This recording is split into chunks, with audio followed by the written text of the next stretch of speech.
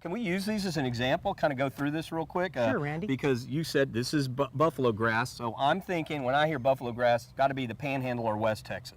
Exactly right. You need to be west of 35 and north and way west, because this grass is the most drought tolerant of all the grasses we see up here.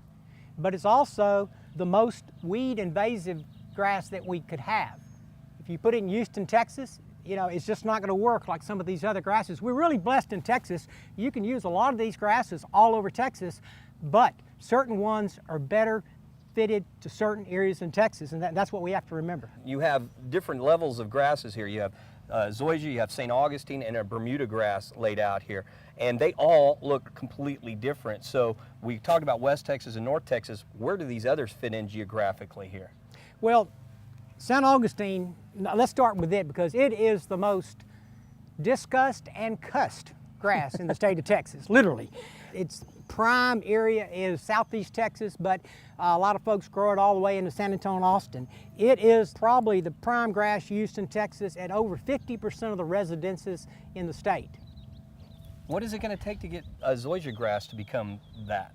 It's going to take the sod producers growing a little more of it, and we have done that in the last 4 or 5 years.